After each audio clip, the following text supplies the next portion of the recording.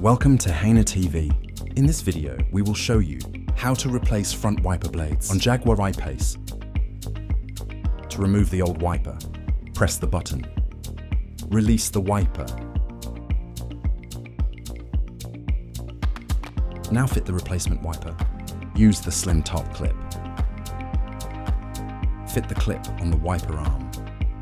Make sure it locked correctly.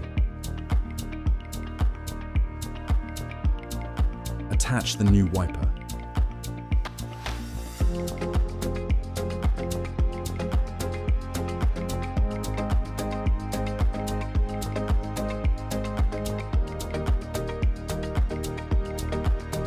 Repeat the same steps on the other side.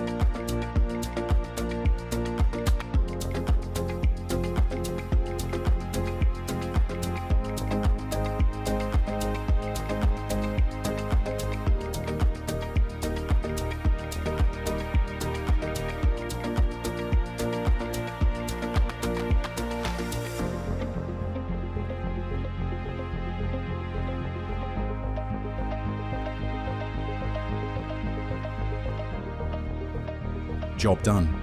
We hope it was helpful. For more great car parts and accessories, visit our online shop